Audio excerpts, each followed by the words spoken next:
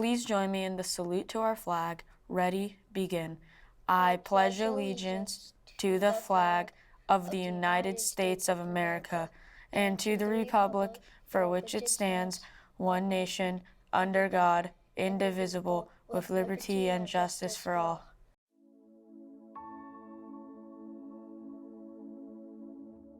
Hi, I'm Mayor Keith Mashburn, and thank you for joining me for the first virtual State of the City address.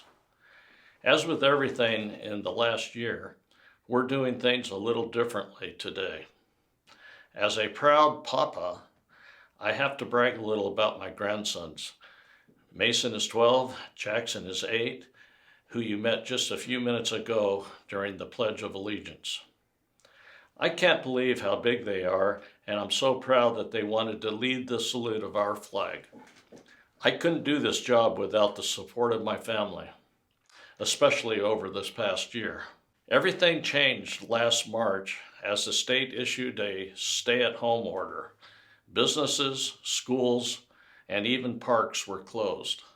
City buildings were closed and employees were sent home to keep them safe and comply with the orders. The city was challenged with keeping up with the ever-evolving orders and ensuring our businesses and residents were aware of the current restrictions. The city created a focused COVID page on our website with all of the resources available and latest information. We pushed out social media notifications and press releases in an attempt to reach as many residents as possible. Unfortunately, even with all of the precautions taken, many people lost loved ones to COVID. Like many of you, our family also lost people close to us. Please join me in a moment of silence to honor the over 900 people we lost in Ventura County and the over 530,000 people lost to COVID-19. But with such great tragedy also came the opportunity to provide support to our populations who needed it most, many of whom were required to quarantine in their homes.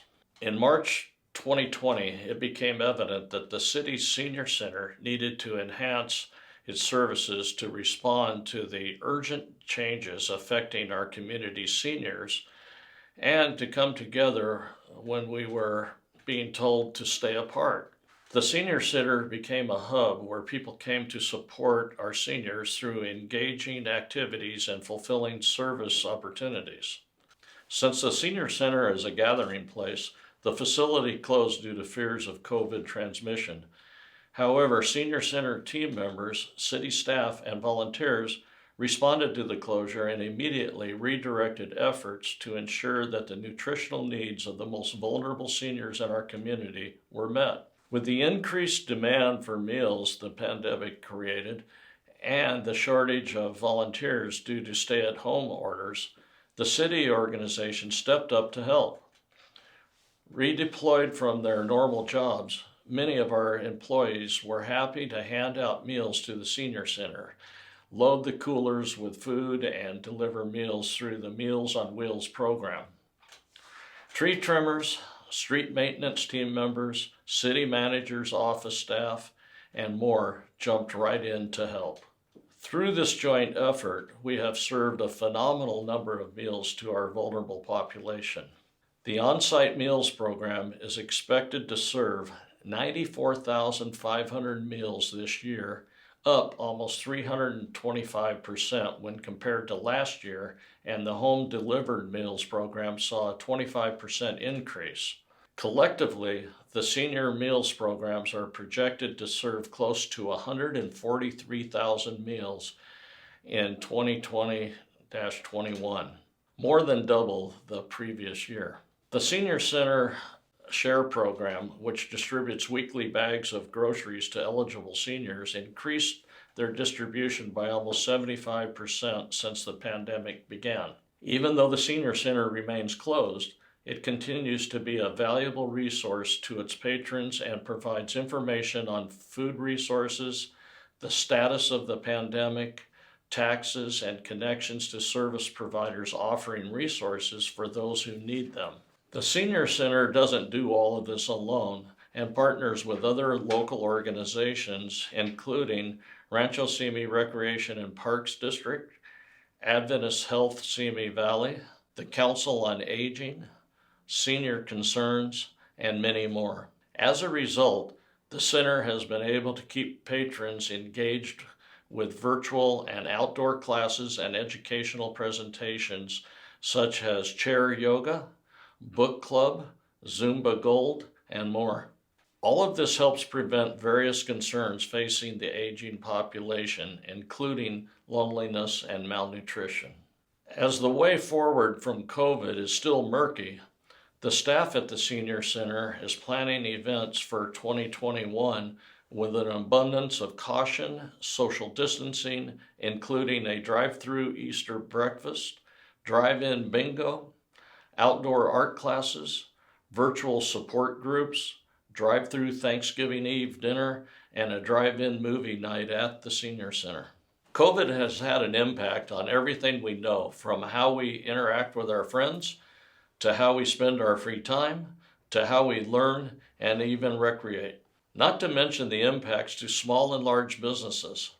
A little later in this presentation, for the first time during the State of the City, you'll hear from Board of Education President, Trustee Kareem Jubran about how the Simi Valley Unified School District responded to the pandemic to keep our children safe without sacrificing their educational needs. You'll also hear from Chair Brian Dennert of the Board of Directors of the Rancho Simi Recreation and Park District about what's new at the district and how they adjusted their programs and encouraged people to get outside safely. The city's COVID response was immediate, as it became our highest priority to protect our staff while continuing providing services to the community without sacrificing response times. Citywide systems were upgraded to support a remote workforce. Remote access was expanded to support hundreds of staff members. Zoom was implemented for better communications, and the phone system was modified to provide the ability for staff members to answer their office phone from anywhere with their cell phone. As public employees, working from home is not typically an option. However, the city's information services team worked around the clock to ensure that our systems were able to meet the challenges of the shifting workforce. As a government, we of course had to update our policies and procedures to ensure that we properly documented the expectations for working remotely. But I can't wait to welcome our workforce back to the buildings soon. 2020 wasn't just about the pandemic, although it sure felt like it, didn't it? Southern California Edison repeatedly subjected our community to public safety power shutoffs, 2 of which occurred over the Thanksgiving and Christmas holidays. These shutoffs cost our residents real money in lost groceries and productivity. Some feared losing their jobs because they were unable to work remotely without power, and countless children could not participate in their remote learning situations. As it became apparent, the PSPS events were becoming Edison's first line of defense to prevent wildfires instead of the last resort. The city took action. As you all know, there are only a few areas of the city that are truly at risk of igniting an uncontrollable wildfire. I don't have to tell you that Edison was turning off power literally in the middle of our city to homes and businesses that were not in the risk category. The city reached out to our state legislatures, the California Public Utilities Commissions, and I spoke to the CEO of Edison myself to communicate how unacceptable their actions were and the harm being caused. The city had a dog in this fight too. Edison was turning off traffic signals at very busy intersections throughout the community, creating a hazard for our residents who were traveling throughout the city. We also couldn't provide vital services without power to the senior center. Without power, all these meals we've been delivering couldn't be prepared or stored, and then seniors could go hungry. The loss of power affected other facilities too, including City Hall, the wastewater treatment plant, water pumping stations, sewer lift stations, streetlights, traffic signals, and other city buildings. The continuous operations of water and sewer facilities are primarily maintained by backup generators. Public Works staff worked around the clock to take generators where needed and monitor them for continuous operation to pump water at a cost to the city of approximately $175,000 to ensure that the water stayed on for our customers. I'm happy to report that after all of our advocacy on behalf of our residents, Edison has committed to removing a number of circuits that have been impacted by PSPS events in the past. Of those circuits that will be subject to PSPS events, Edison has committed to decreasing the number of customers impacted. At the city's insistence, Edison is finally looking at the actual risk factors and will remove those circuits from PSPS consideration that don't contain a risk of wildfire.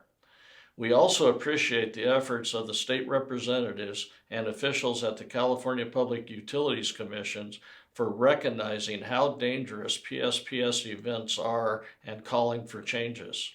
Following the CPUC's inquiry, Edison acknowledged that over 200 circuits had been impacted by multiple PSPS events over the past 2 years, and nearly 10% of them were in Simi Valley. However, to ensure that city operations are not impacted by future power outages from PSPS or other reason, the City Council approved a $1.45 million program to install generators at City Hall, the Senior Center, and the library. In addition, the city has identified signalized intersections throughout the community that have previously been darkened due to PSPS events for battery backup systems.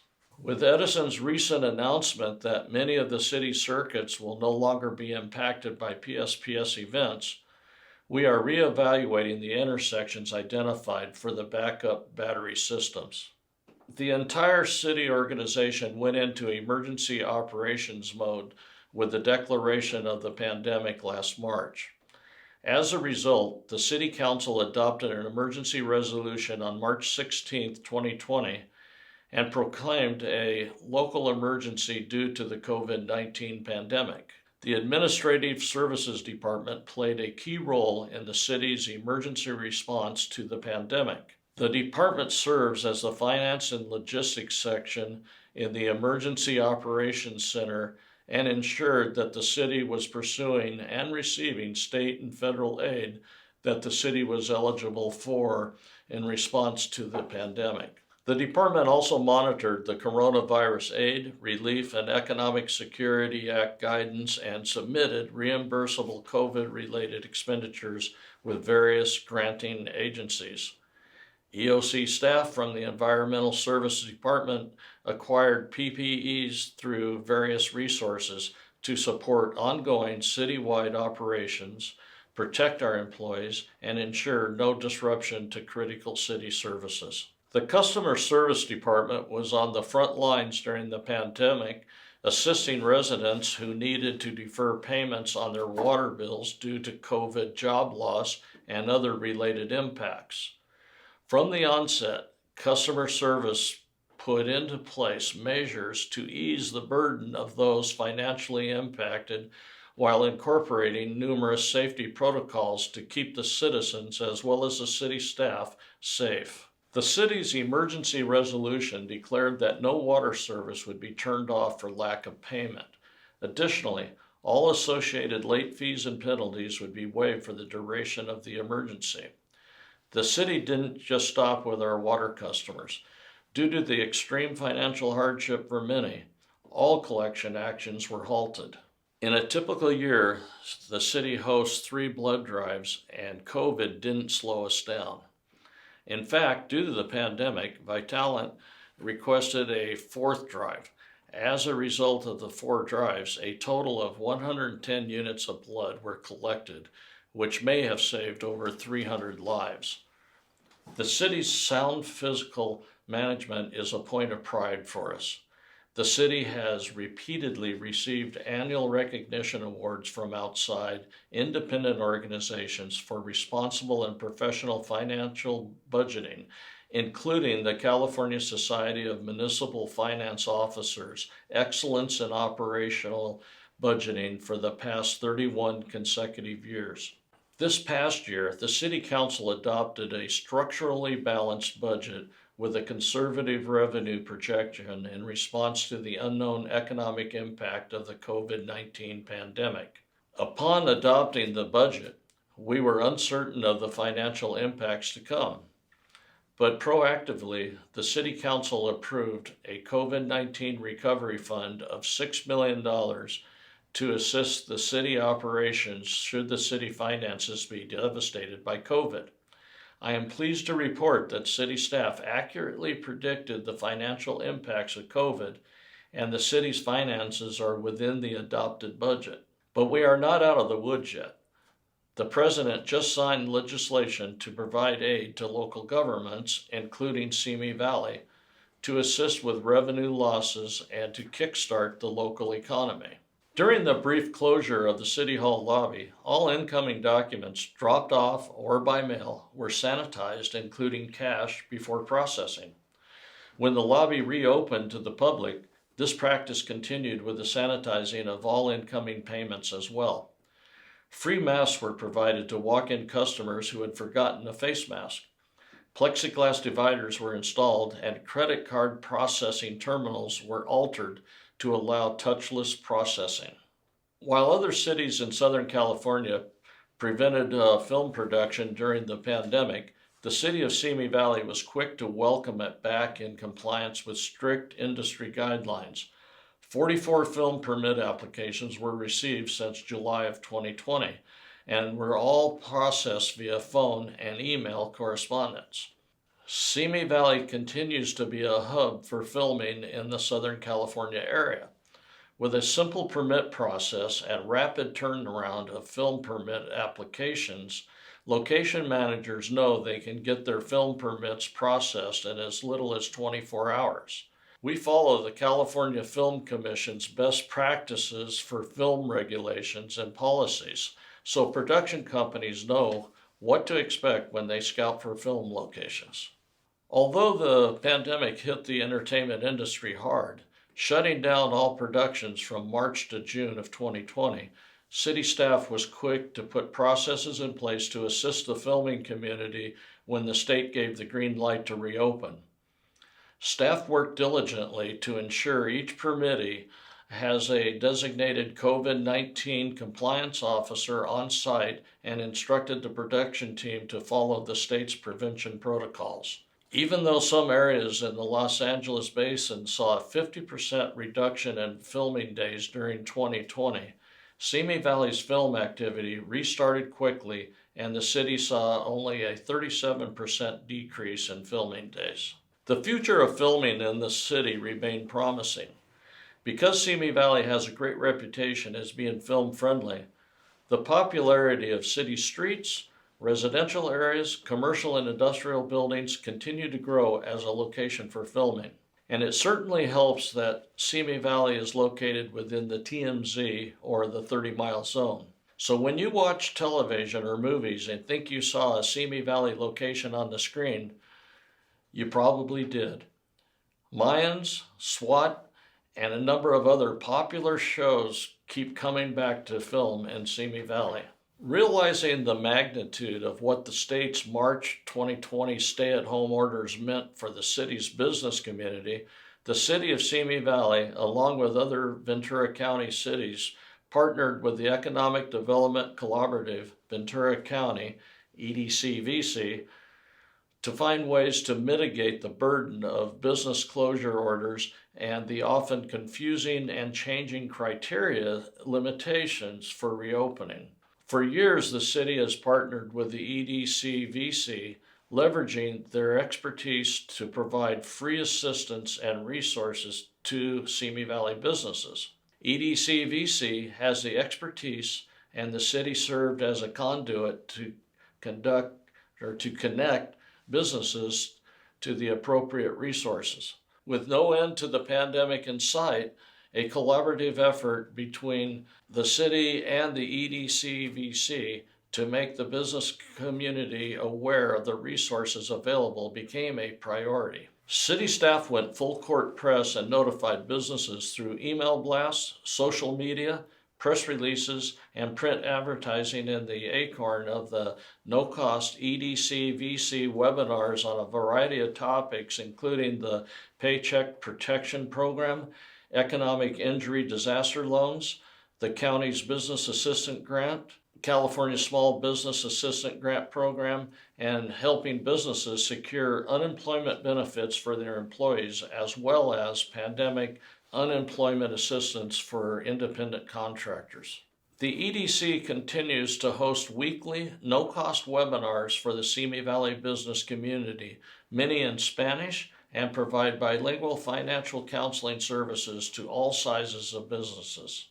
Over this past year, the city also collaborated with the Simi Valley Chamber of Commerce and Supervisor Bob Huber's office to form the Task Force on Business Recovery Committee. Through this partnership, committee members reached out to many in the small business community and conducted a phone survey to determine their areas of greatest need. From this interaction, the committee was able to communicate the obstacles facing our businesses to Supervisor Huber's office and help navigate them to the appropriate resource. EDCVC's contributions to the Ventura County business community during the pandemic are nothing short of spectacular, but the services they provided to Simi Valley businesses are immeasurable. Throughout the COVID-19 pandemic, there have been numerous grant opportunities for Simi Valley businesses to participate to ensure their survival. The city economic development team's first priority was to ensure that the city's businesses were well aware of each and every opportunity to provide assistance to businesses to complete their grant applications and ensure that they are as competitive as possible.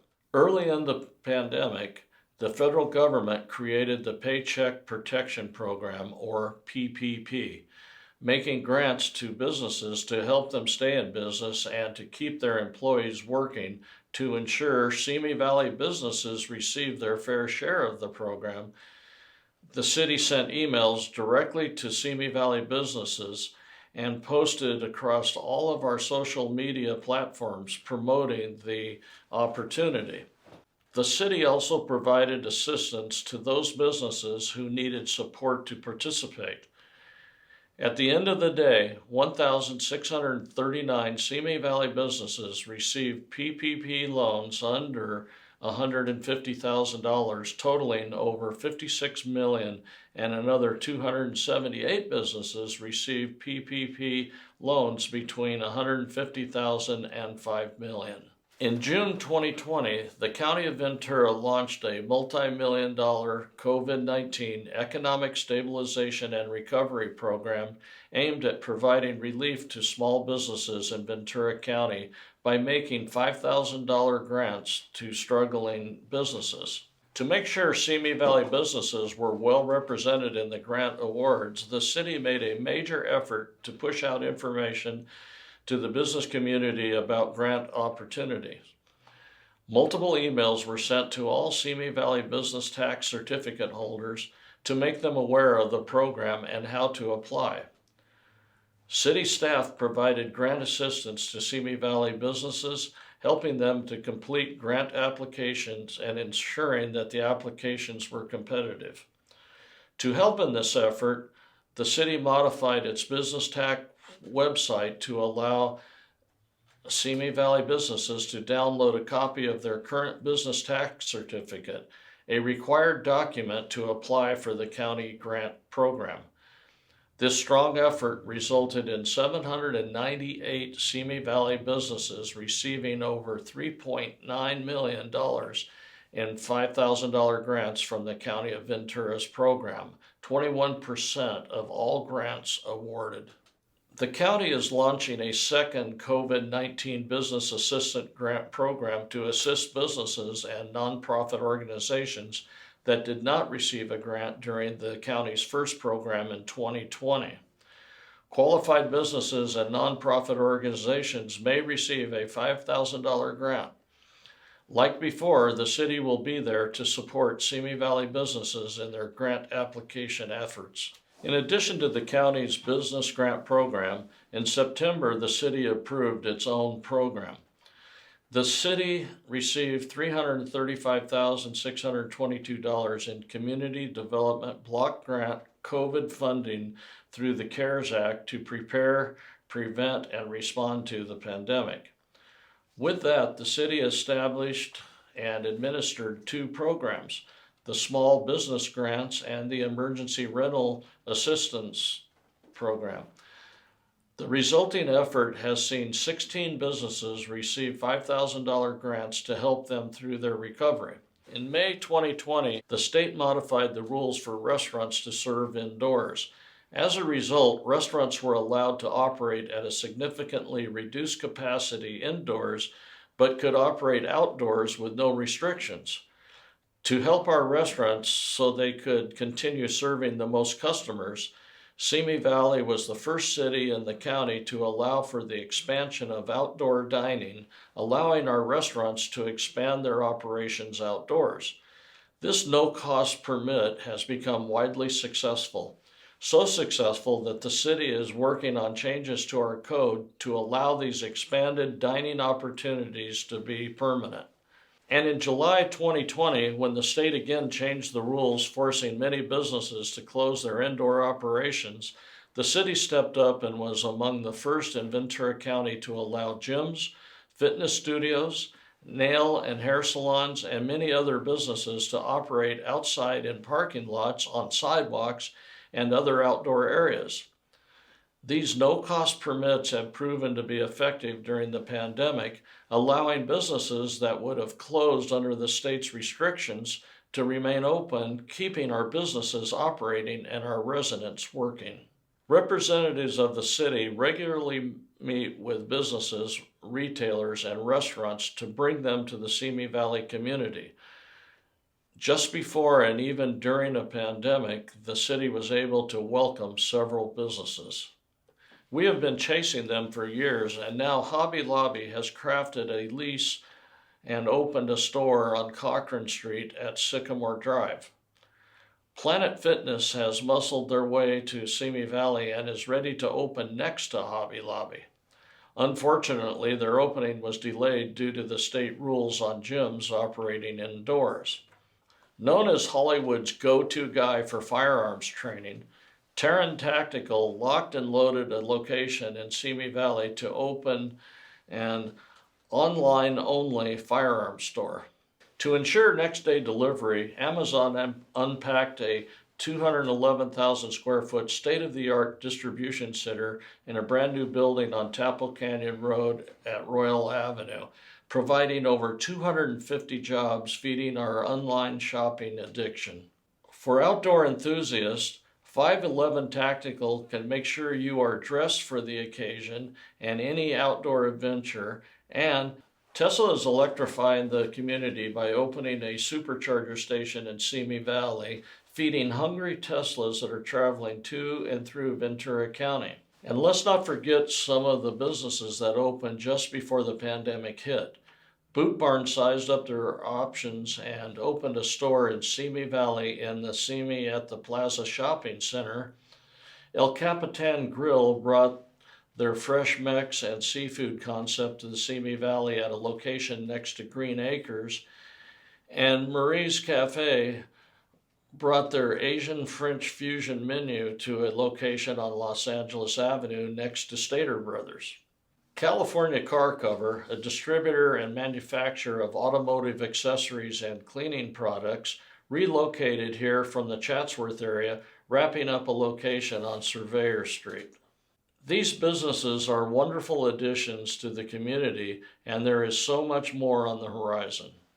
Amazon is converting the former 290,000 square foot Bank of America building on Madera Road into a second distribution center.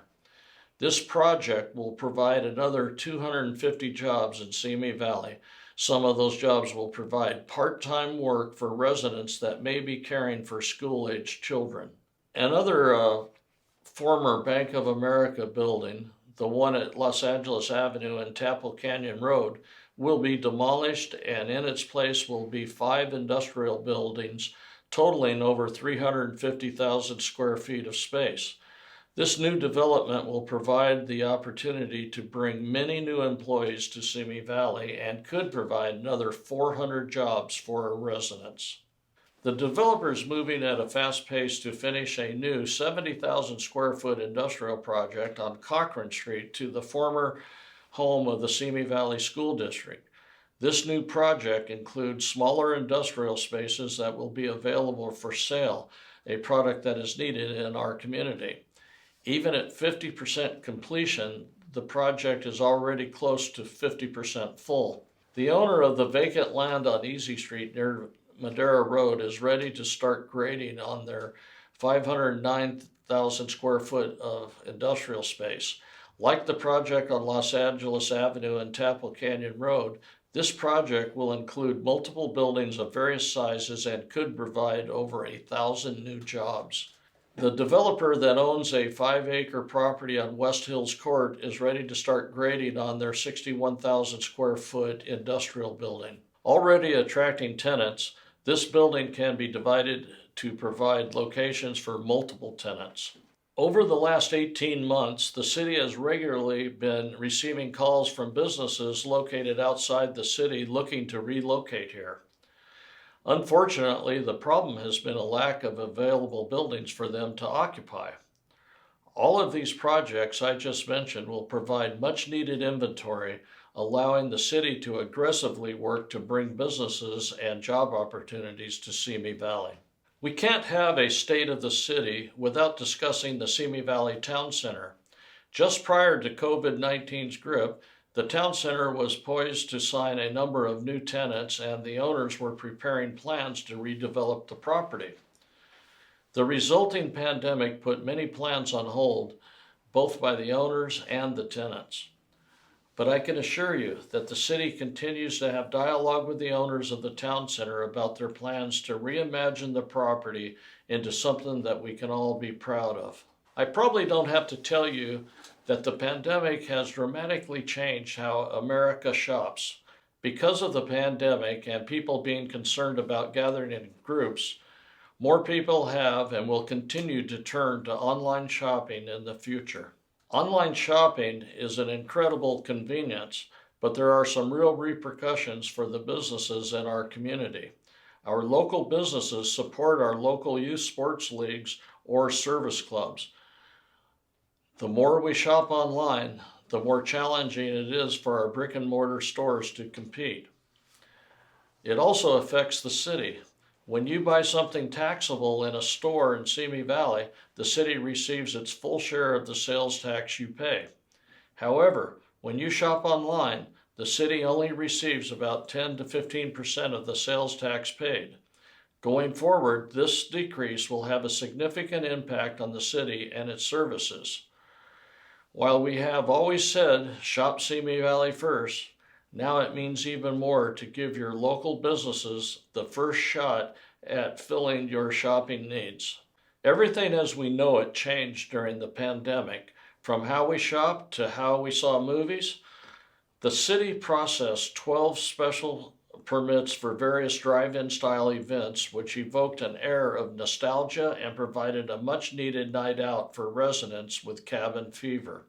One of the city's accomplishments during 2020 was the decrease in paper handling and how we took more of our functions online. For example, the business tax permit renewal process was streamlined to assist permit holders, allowing them to renew via email and/or U.S. mail. In addition, some renewal deadlines were extended to accommodate businesses that had been shut down due to the pandemic. The city also completely replaced the audio-visual system in the council chamber in less than 4 weeks, and the new equipment enhances the video quality, expands broadcast capabilities to the public, improves the sound within the chamber, and provides a more stable platform. Now attendees can see the meeting in the council chamber lobby, and there is a screen in the community room. Communication during the pandemic has been key, and the communication team has been actively working to ensure that as much information has been getting out to our community as possible. Information has been provided on the city's dedicated COVID page, social media posts, press releases, and print ads. Communications didn't just focus on the pandemic. There was so much more happening in the city. 2020 was the first year that our community voted for their council members by district, so staff created an education campaign to ensure residents knew which district they lived in and if they were voting for a council member this cycle. With COVID, polling locations were different and limited. The communications team also educated residents where polling places were and the location of ballot drop boxes. On top of everything else that 2020 brought, there was the decennial census. An accurate census count is critical to ensure that Simi Valley receives the correct funding to support the programs and services our community relies on. The count was especially challenging last year for multiple reasons. 2020 was the first time that participation was online and paper forms were a last resort, and there was so much misinformation about participating in the census. Census workers were unable to go door to door due to pandemic restrictions, and the deadlines for participation kept changing. City staff and the city's communications teams pushed out the evolving information to keep the community informed and ensure they kept their information safe. Staff also reached out to community members to encourage their participation through social media, car parades, print ads in the Acorn, and press releases. It worked, though, because in 2020, the city was tied for third in the county with a self-response rate of over 82%. Multiple departments coordinated the launch of a new permitting and planning system that replaces multiple legacy systems, several Microsoft Access databases, and numerous Excel spreadsheets. The new system automates operations in planning, code enforcement, public works, building and safety, permitting, and inspections. It will be used by over 100 staff members and will allow them to more efficiently track their work. Major features of the system include a web portal for residents and contractors to submit plans and request permits, planners to electronically review and mark up designs, automatically calculate fees for plans and permits, workflow to track and transfer the status of plans across divisions, ability to issue almost 200 different permit types. The coronavirus pandemic created a surge in building permit activity as residents sought to make their homes more livable as they added home offices, accessory dwelling units, patios, and pools. Environmental Services responded to the surge of permit activity by transitioning its daily operations to an electronic format and allowing the department to serve customers remotely. Even during the pandemic, and with social distancing measures in place, construction continued and so did home sales. The Westerly townhomes at Los Angeles Avenue and Madera Road continued to build, and only 3 units remain unsold. Arbor Heights at Woodlands and Arroyo Vista at Woodlands, with 289 units, is located within the Runkle Canyon subdivision. 1701 and 1731 Patricia Avenue townhomes with 6 units is located in the Patricia Avenue subdivision. Arroyo View Apartments has 6 units and is located at 1837 Hubbard Street. 1762 Patricia Avenue Apartments also has 6 units and is located in the Patricia Avenue subdivision. Patricia Avenue saw a lot of activity in 2020 with the development of the Pepper Tree Place Apartments with 12 units and the Patricia Park Apartments with 65 units, including 5 affordable units. With the completion of Patricia Park, The developer returned with another new apartment project, Vantage Apartments, with 54 units, including 4 affordable units located at 1260 and 1270 Patricia Avenue, just 500 feet east of Patricia Park Apartments. The same developer also purchased the 4.75-acre former Simi Valley Hospital site located at Haywood Street and Erringer Road, and will be working with city staff on a new residential project proposal. The corner of Stowe Street and Los Angeles Avenue has been an empty lot for as long as I can remember, but now it is shaping up to be the Stowe Villas townhomes with 16 units, including 3 moderate income units. In a joint venture between USA Properties and the Area Housing Authority of the County of Ventura, Sycamore Landing is a multi-phase project with a total of 311 units that broke ground in June 2020. The first phase includes 212 market rate apartments, and the second phase will be 99 senior affordable apartments. This is the former location of the headquarters of the Rancho Simi Recreation Park District. Speaking of RSRPD, now is a great time to hear from Brian Dennert, Chair of the Rancho Simi Recreational Park District Board of Directors. Brian, what's been going on at the Park District? Hi, my name is Brian Dennert. I'm Chair of the Rancho Simi Recreation and Park District, and here with an update on our parks. I want to thank Mayor Mashburn for including us in the State of the City address to our community.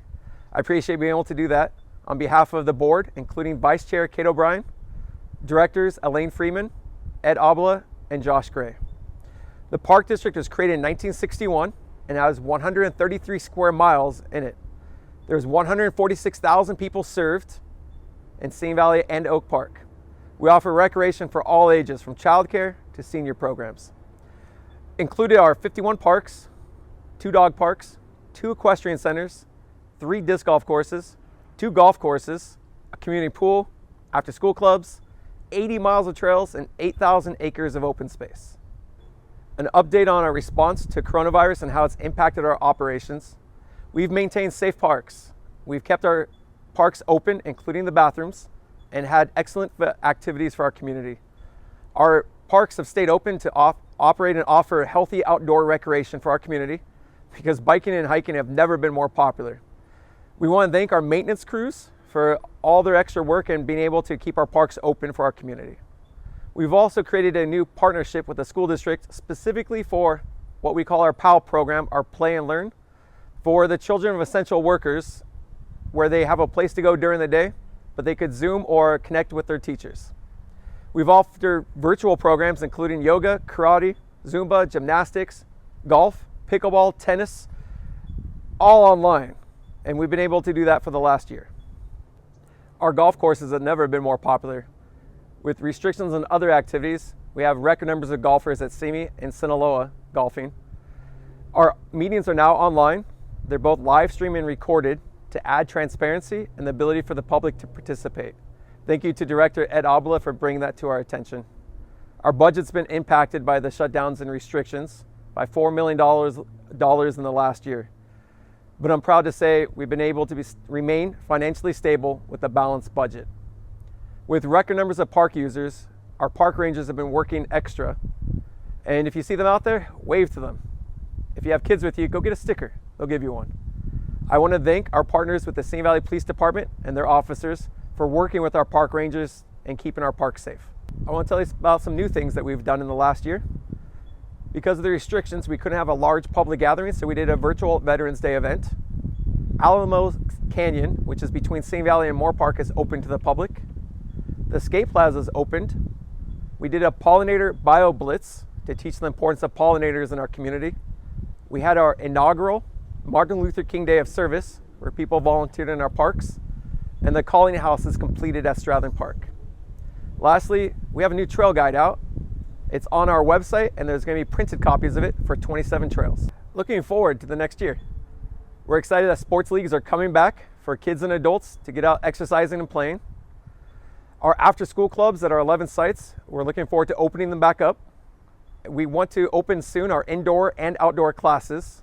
And bring back our special events, including the 4th of July event, dive-in movies, the senior games, Halloween carnivals, Veterans Day, Snowfest, and concerts in the park. We're looking forward to all those events being opened. Now I want to tell you about some upcoming projects that we're working on that are in the planning stages. Our activity center, phase 3, is being designed. It's going to include indoor sports courts, gymnastics, an indoor playground, a snack bar, a place for dance, arts, live music, trampolines, and a slide. The Arroyo Simi Greenway, or the bike path along the arroyo, is being planned for improvements to it. The Santa Susana Park has an expansion project planned and a few more projects. All this work doesn't happen by itself. That's why I want to thank the City of Simi Valley, including the mayor, the city council, and the staff, Simi Unified, and our partners with the Chamber of Commerce, and the many service clubs and nonprofits that volunteer in our parks. Our community is better with our collective efforts. That's why myself, the board, and all the staff members of the Park District are looking towards a brighter future and good work together. That was a great reminder of how many great opportunities for recreation that our Park District offers. Where were we? Yes, accessory dwelling units. Accessory dwelling units, ADUs, have been known by many names: granny flats, in-law units, backyard cottages, casitas, and even garage conversions. And you've probably started to see a lot more of them in your neighbors' backyards lately, and maybe even your own. ADUs are an affordable and effective option for adding housing in Simi Valley, which is an initiative driven by the state. They are a convenience for today's changing families, especially in the age of COVID, when multiple generations are living together. An ADU can provide a little extra space and privacy while keeping family close. It's also important to remember that the state has largely created the guidelines for the construction and approval of ADUs.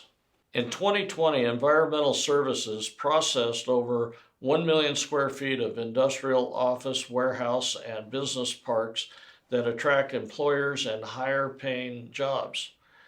That's 21 football fields of space. Just a few projects you've probably noticed are the Tapple Canyon Industrial Buildings, a 56,360 square foot industrial office and warehouse now occupied by Bulldog Liquidators near Tapple Road and East Los Angeles Avenue. Another of this developer's projects is immediately to the south, is now occupied by Amazon. As mentioned earlier, Amazon is in the process of establishing their second location in the west end of Simi Valley in the former Bank of America corporate office site near Madera Road and the 118 freeway. A substantial investment was made for the renovation of the Target East Shopping Plaza on Cochran Street.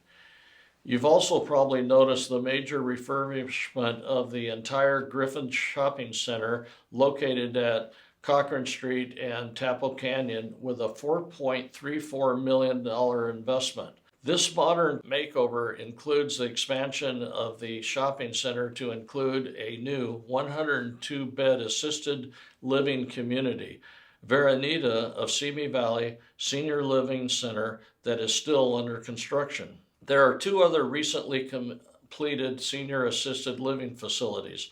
Oakmont of Simi Valley is a 92-bed assisted living and memory care community located on Royal Avenue, and Vista at Simi Valley is a 96-bed assisted living and memory care community located on Erringer Road.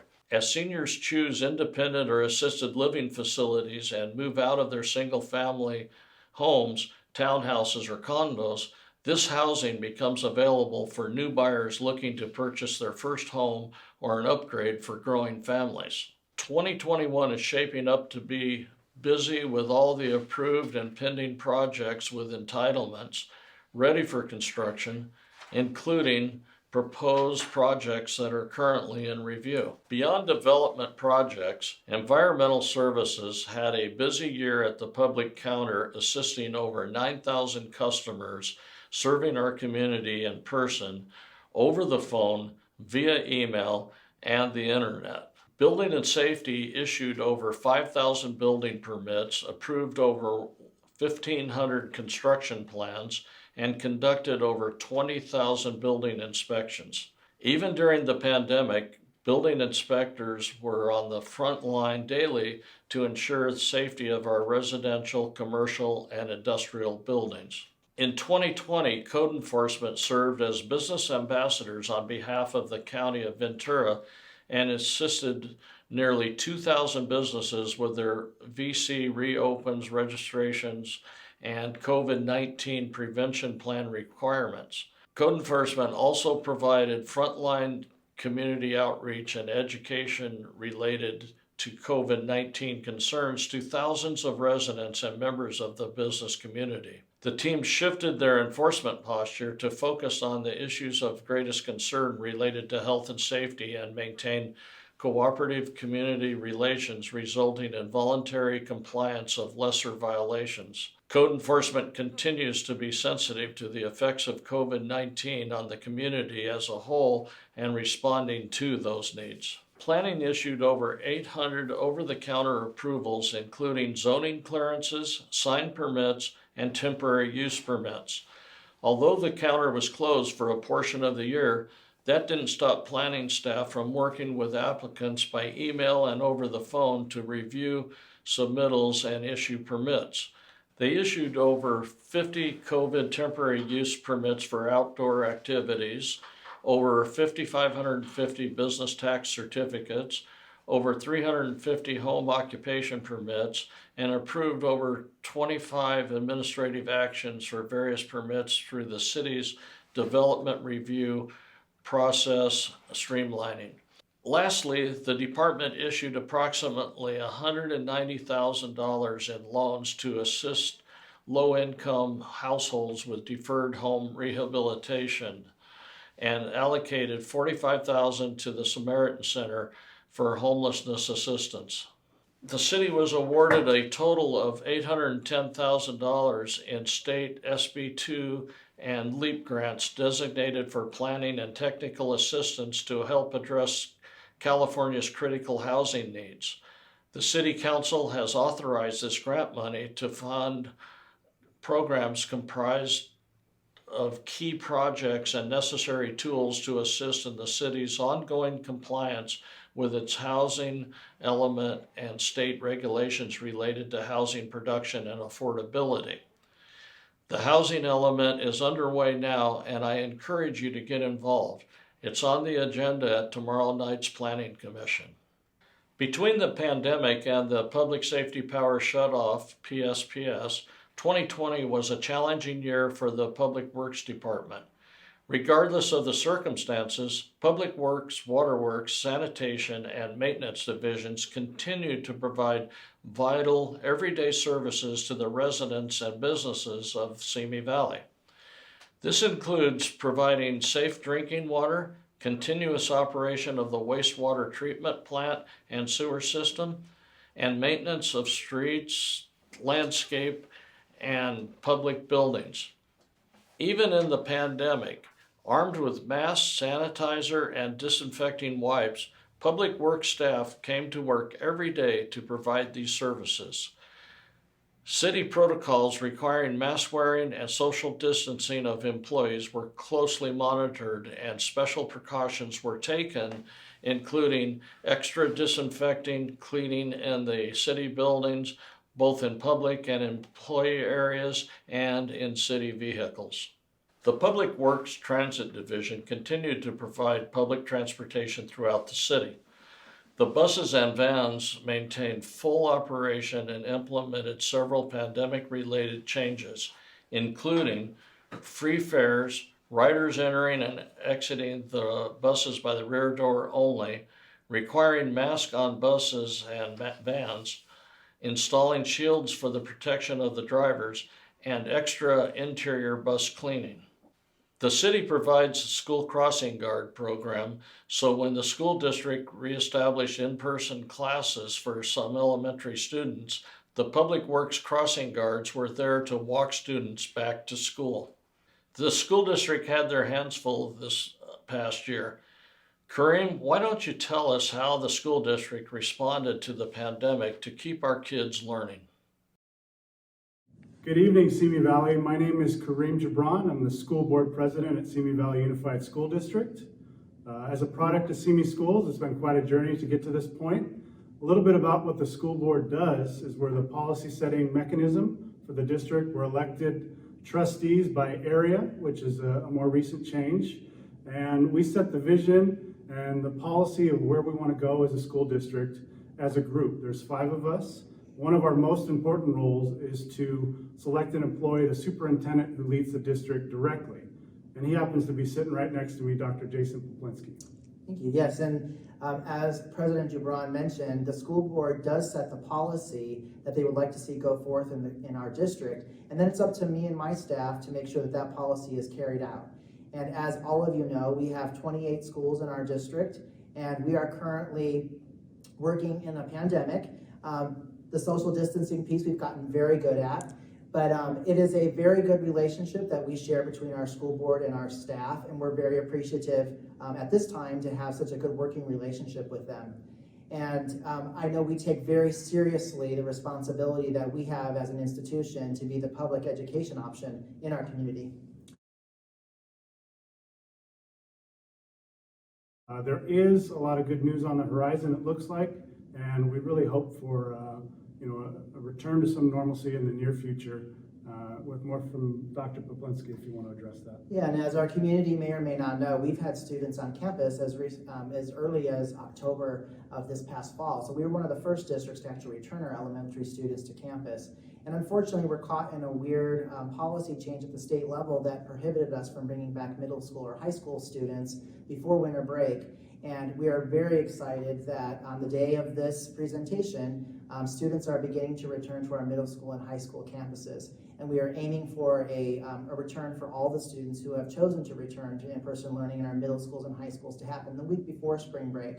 And what's interesting to note is that we still have a large number of families choosing to stay virtual. In fact, our secondary students, only about 40% of those are choosing to come back in person, with a little bit higher number in elementary. So I just want to take a moment to thank our staff. They have been incredible through this. And although this is a unique experience for all of us, I must say that if you haven't been in school outside of Simi Valley, you may not know just how good it has been for our students, even in a very challenging situation. We are feeding over 3,000 students a day with takeout and carry home meals, which is something we never stopped doing since last March. So our child nutrition department deserves a lot of credit for that. Our IT department, we were very fortunate to be a district that already had enough Chromebooks to be a one-to-one device district for our students, supplied hotspots for students for connectivities at issues. And I must say, I know it's not been perfect for all families. It wasn't meant to be perfect. It was meant to get us through to this point where we can start getting our students back on campus.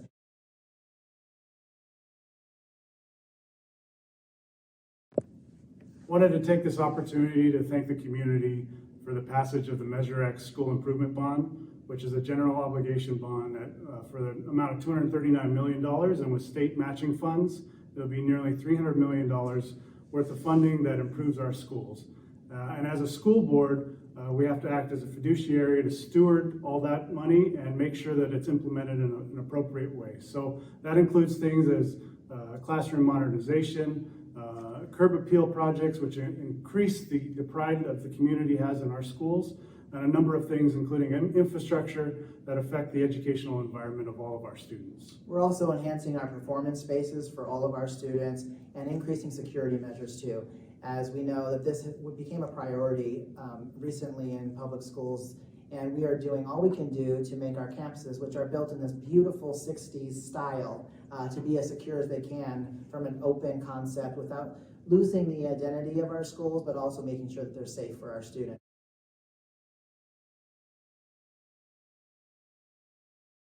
As President Jubran mentioned, we had hundreds of students leaving our district every year 6-7 years ago. So we really took to heart what parents, we talked to these folks, we asked them what were they looking for, and we've plugged a lot of those gaps that existed in our district. So now we have elementary languages, for example. We have performing arts at the middle and elementary schools. We have continuous pathways from elementary, middle, and high school in these concentrated, focused areas. We have a tremendous relationship with the Ronald Reagan library and foundation, and we have a civics education program that our teachers authored a national curriculum in partnership with that foundation. And we're very proud of that. And we also know that the number of students that are now looking to go elsewhere out of our district has gone down to a very small amount of students. In fact, now we're getting students from other districts to come here on interdistrict permit, which is something that Simi was not the beneficiary of years ago. So we're very proud of the work our teachers and staff have done to look and really genuinely listen to the needs of families. And we continue to improve and add to our list of offerings for students in order to make their experience the best it possibly can be.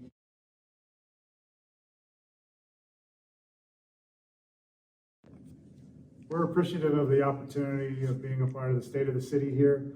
We know that our role is important along with the park district and the city government to make this community strong. We're really looking forward to the future, and thanks again for having us. And as a superintendent, I just want to say one thing about our district that makes me extraordinarily proud is that we take all students and we take the challenge of supporting all of them very seriously. And I'm proud of the diversity that our schools have. And it's not something I would want to change about in the way that our district approaches education for all. We are a public institution and our doors are open to all families. And we take our motto seriously as well. And in Simi Valley, we truly believe that our students can go from here to anywhere. Thank you. Coordinating the education of over 16,000 students to learn from home and transition educators to teaching in an online format in just 2 weeks is no small accomplishment. Now back to Public Works, which continued to construct water, sewer, and street projects to enhance and maintain the city's infrastructure. Public Works staff was honored to be involved with the design and construction of a garden to honor the memory of Simi Valley residents who were victims of the Borderline and Las Vegas shooting tragedies. Intended to be a place for reflection, the Memorial Garden is located at the Civic Center between City Hall and the County Courthouse and includes new benches, new trees, boulders, drought-tolerant planting, and a black granite path. We look forward to a dedication ceremony once the COVID has passed. You also may have noticed that the welcome corner at the intersection of Madera Road and Los Angeles Avenue has been renovated. The renovation was funded by a $36,500 grant from the Metropolitan Water District Turf Replacement Program. The new landscape design showcases both water efficiency and financial savings by incorporating water-saving plants, technology, and the latest advancements in irrigation design. Hello, good morning everyone. My name is Dan Drugan, and I'm a representative of the Callegas Municipal Water District. For those who are unfamiliar, Callegas is an imported water distributor that distributes imported water to many of the cities and communities in southeast Ventura County, including the City of Simi Valley. We are here at what is commonly known as the Simi Valley Welcome Corner at the intersection of Madera Road and Los Angeles Avenue. There's been a lot of activity out here recently, and I'm actually joined by a representative of the water utility for the City of Simi Valley, Wanda Moyer. Wanda, good morning. It may be hard to imagine, but this whole corner used to be covered in very worn and dated looking grass. And during drought periods, it was very brown looking. We decided it couldn't be a better time with all these wildfires to reduce our water use and to have something climate appropriate. And we're gonna get $2 a square foot, utilizing metropolitan rebate to remove the turf, which actually ends up to be more than $36,000 that's going to help fund for this transformation that you see here today.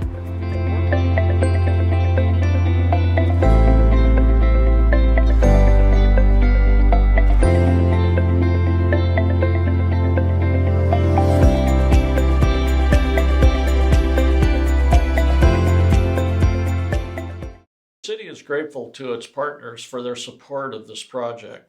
New lighting was donated by Vista Professional Outdoor Lighting of Simi Valley, and the electrical installation was donated by the Chamber of Commerce Leadership Simi Valley Class of 2020.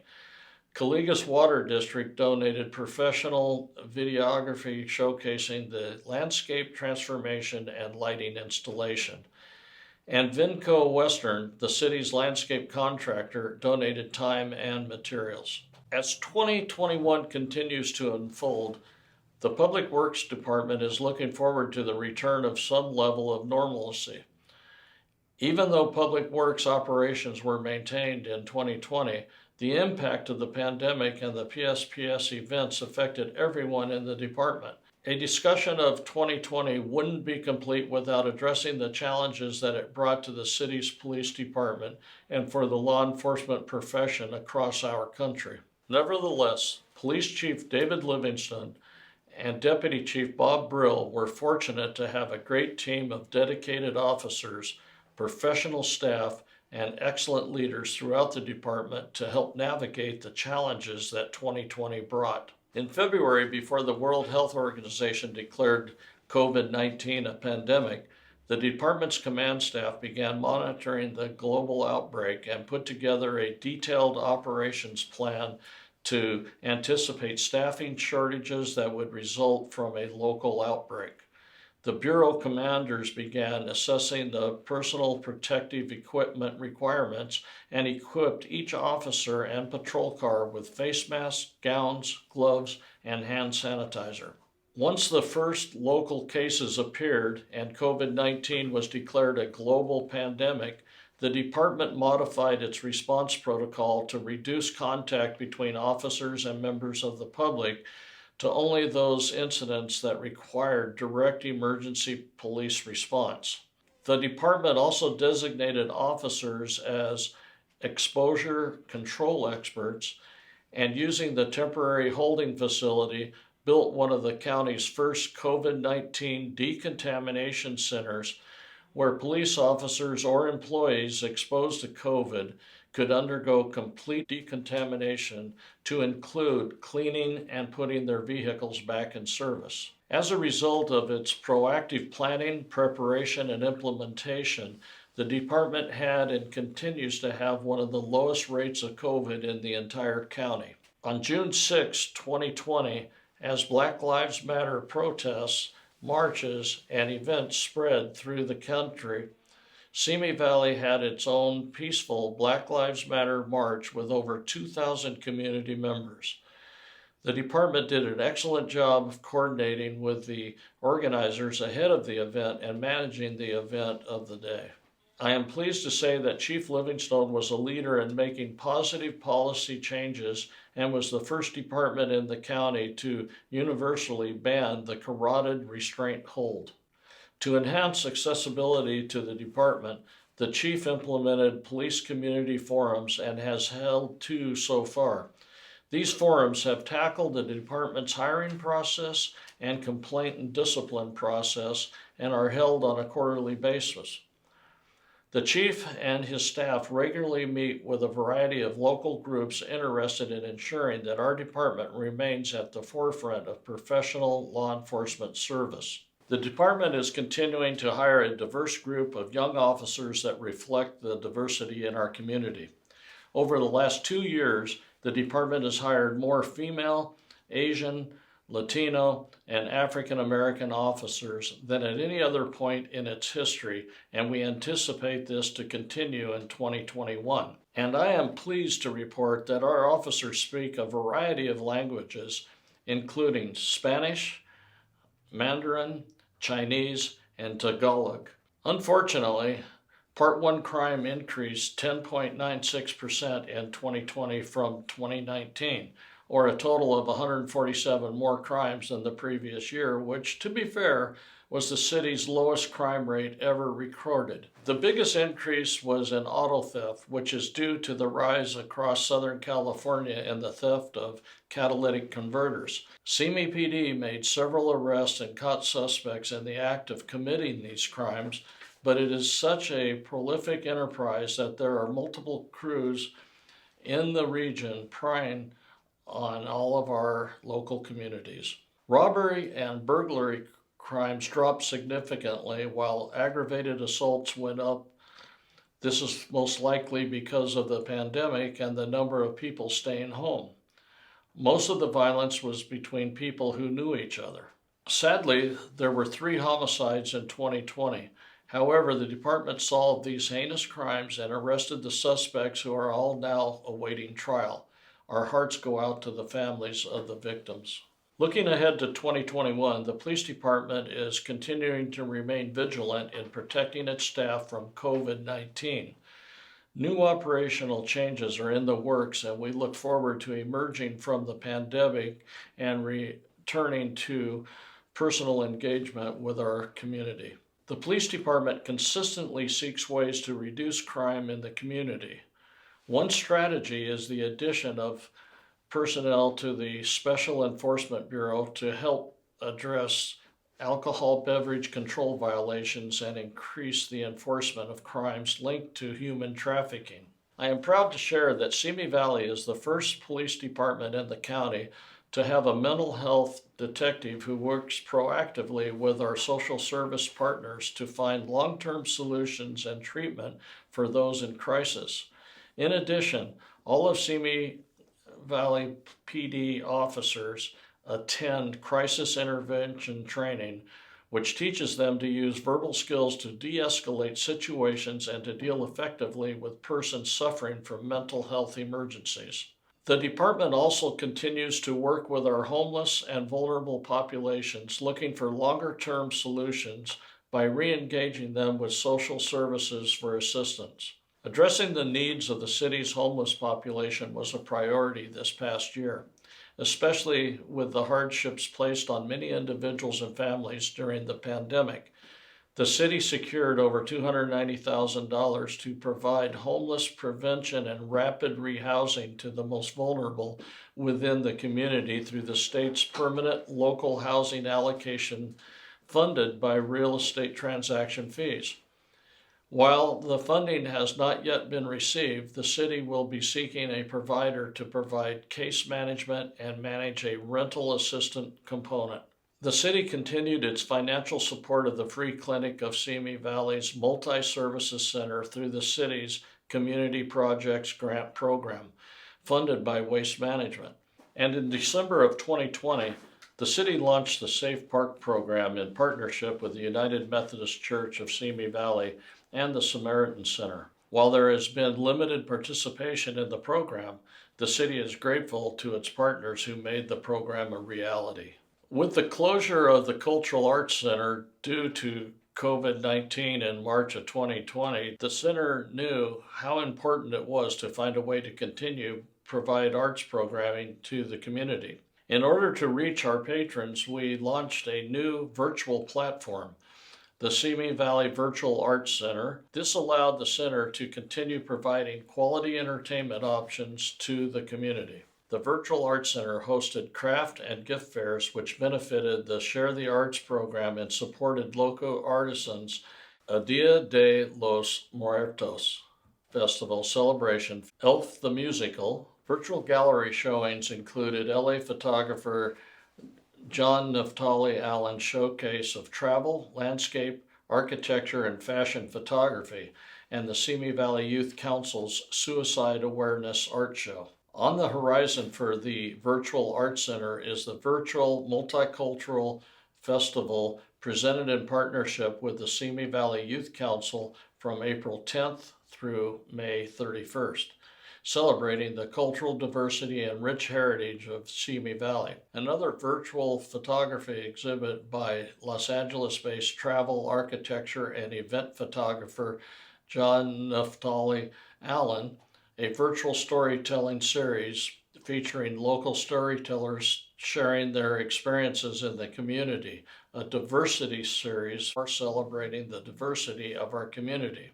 Virtual craft and gift fairs featuring local artisans and virtual classes in the performing arts taught by professionals for both youth and adults. When the Simi Valley Public Library closed on March 14th, staff got busy right away finding ways to stay connected with its customers. National Library Week came soon after the closure, and the theme, Find Your Place at the Library, was swiftly changed to Find the Library at Your Place. Story times went virtual to keep little ones engaged with early literacy and connected to their favorite librarians. Simi Valley's first ever Community Reads pulled more than 150 people together virtually as they read and discussed Seed Folks by celebrated Newbery author Paul Fleshman. Partners from Simi Valley's Community Garden and Youth Council helped to make the Community Reads a successful program. When outdoor walk-up service and curbside services opened in June, window shopping display carts were refreshed daily to give customers a modified browsing option of new and popular items for adults, teens, and children. While the building was still closed, partners at Rancho Simi Recreation and Parks District made it possible for staff to bring the library out to the public at various park locations. 8 pop-up library events were held, and people enjoyed browsing the books in a safe outdoor environment. In preparation for reopening, 4 new self-check machines were purchased with CARES funding. These upgraded machines allow customers to borrow items independently while touching fewer surfaces. As our county and city witnessed a significant decline in COVID-19 cases in January 2021, the library cautiously developed a reopening plan allowing a 10% capacity maximum and opened its doors on February 16, 2021. The annual Read Across America event was pre-recorded, and the streamed event took place on March 1st, 21 through March 6, 21.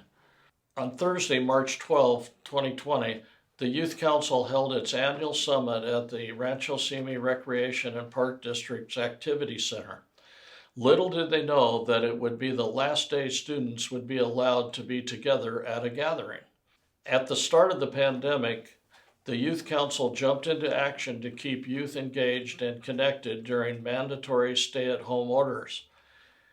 The Youth Council hosted online activities that included fun, interactive game nights, and instead of canceling meetings and postponing their work plan goals, members worked together to problem solve, embracing the challenge of executing events such as their annual suicide and bullying prevention campaigns. Members also volunteered to continue meeting and holding events during the summer months when the board typically goes dark, as they realize the importance of offering ways for students to connect during long-term social isolation.